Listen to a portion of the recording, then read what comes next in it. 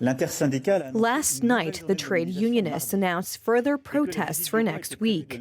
So I have taken the decision that in view of the scheduled visit of His Majesty King Charles III and the Queen Consort, it would not be serious on our part and would lack common sense to offer a state visit to the royal couple under these circumstances. Given the respect and friendship we feel for His Majesty the King and Queen Consort and the British people, I spoke with King Charles III this morning and informed him of the situation.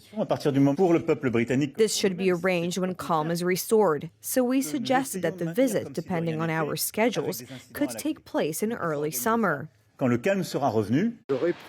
I condemn all of this damage. The protesters' claims are completely legitimate. We can agree or disagree, but it is legitimate. It's just that the rules must be respected. For me, violence has never been a way to be heard.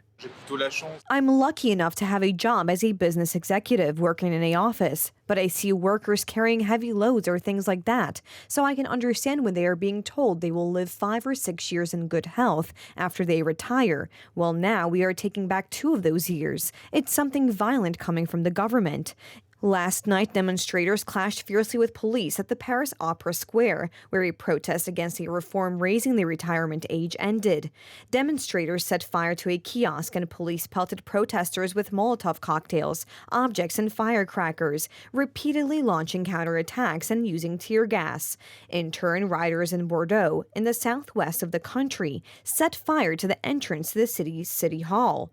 In all, nearly 500 people were detained. More than 1 million people took part in protests across the country. Polls cited by the Associated Press show a majority of French people oppose President Emmanuel Macron's proposal to raise the retirement age from 62 to 64, which he says is necessary to make the system work.